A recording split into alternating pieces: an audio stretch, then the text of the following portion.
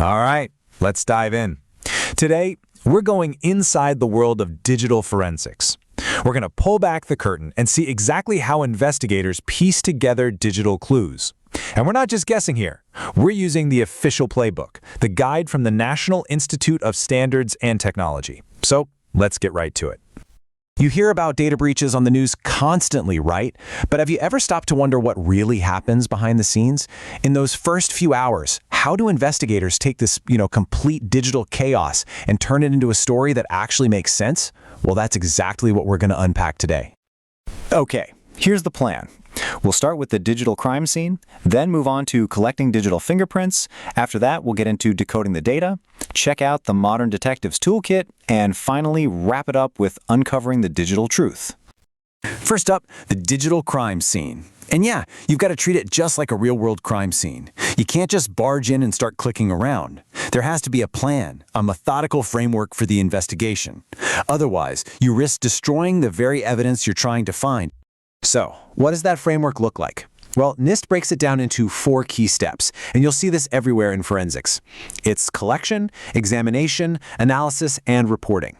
First, you grab all the potential evidence. Then, you comb through it to find what actually matters. After that, you connect the dots to figure out what happened. And finally, you write it all up.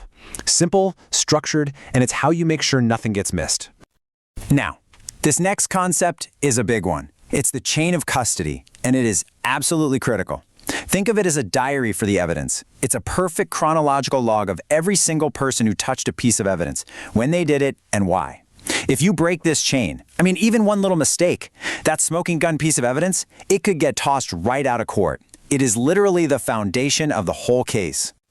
All right, section 2, collecting those digital fingerprints. This is where the rubber really meets the road. We're talking about the first critical steps. And believe me, it's a high-stakes race against the clock. The choices an investigator makes right here, right now, can make or break the entire investigation.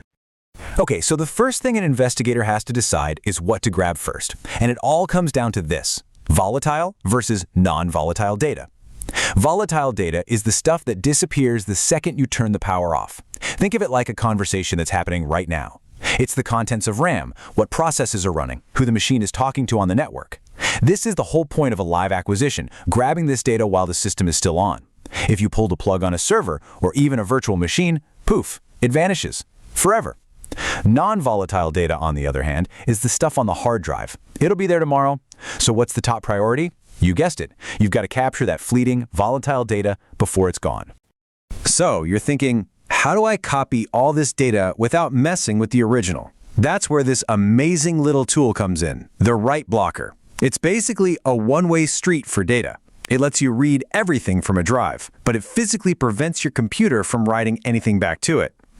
Not a single bit. Because even just plugging a drive into a computer can change things like access times. So yeah, this thing isn't just a good idea, it's absolutely non-negotiable.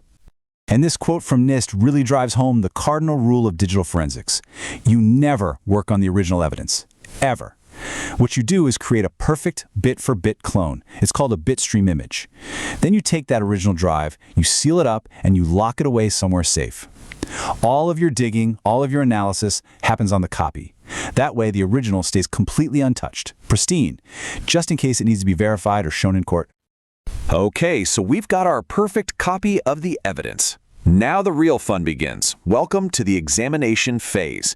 This is the digital treasure hunt, where we sift through mountains of data, sometimes terabytes of it, looking for those tiny little breadcrumbs that are going to help us piece the whole story together. This is one of the coolest tricks in the book. A bad guy can take a malicious file and rename it cutepuppy.jpg to try and trick you. But they can't fool an investigator. Why? Because a file's true identity isn't its name, it's what's called its file header, the very first few bytes of data. See this FFD8? That's a unique signature that basically shouts, hey, I'm a JPEG image, no matter what the file extension says. And investigators have tools that know thousands of these signatures by heart. But what happens when the bad guys get really clever?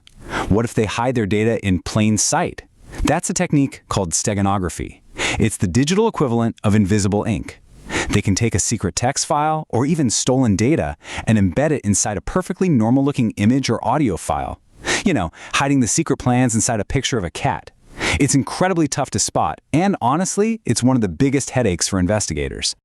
So these incidents almost never happen in a vacuum on just one computer, right? The action is on the network. This brings us to a huge part of the job: network forensics. To get the full story, you have to follow the trail as it hops from machine to machine. And today, that doesn't just mean physical servers. A lot of the time, we're talking about tracing traffic inside a virtual network, between virtual machines. So where do you even start looking on a network? Well, there's a ton of potential evidence. You've got firewall and router logs, which tell you who was allowed to talk to who. You've got intrusion detection systems, which are like smoke alarms for suspicious activity. You can use packet sniffers to grab the raw data itself, and you've got logs from things like VPN gateways. You pull all of this together, and you can start to build a really clear timeline of what happened. Let's talk about that packet sniffer for a second, because it's a super important tool. You can think of it as a digital wiretap. Basically, it tells a computer's network card to stop being polite and just listen to everything on the network, not just the data meant for it. This gives you the ground truth, the actual raw data packets. You can piece them back together and see precisely what information was being sent back and forth. But of course, the attackers aren't just going to sit there and make it easy for you. It's a constant cat and mouse game. A classic trick is IP spoofing. This is where they basically forge the from address on their data. It's exactly like sending a threatening letter, but putting someone else's return address on the envelope. It makes tracing the attack back to its real source way, way harder. Okay, last section. We've collected the evidence, we've examined it for clues. Now it's time for the final and maybe most important phase: analysis and reporting. This is where you take all those little puzzle pieces you found and put them together to see the big picture, to uncover the digital truth and tell the story of what happened. One of the most important things to get about analysis is that the tools aren't perfect. You have to deal with two big problems. A false positive is when your tool screams hacker, but it was really just some harmless system process. It's annoying, it's noise. But the false negative, that's the scary one. That's when a real attack happens and your tool doesn't make a peep. It completely misses it. And that right there is why you can't just rely on software. You need a sharp, experienced human analyst to look at the data and figure out what's a real threat and what's just a distraction. So at the end of the day, what's the point of all this? It's not just about finding the bad guy. The real goal is to build a complete timeline, to understand exactly what the impact was, and, most importantly, to get actionable information. You want to know how they got in, what vulnerability they used, so you can slam that door shut and make sure it never, ever happens again. And that kind of brings us full circle to a pretty heavy final thought. The technology is always changing. Attackers are using heavy-duty encryption to hide their tracks, and now we have AI-powered deepfakes that can create evidence out of thin air. The job of the digital detective is getting harder by the minute. Which leaves us with a really tough question. In this new world, can we always find the digital truth, or are we heading toward a future where the trail just gets too scrambled to follow?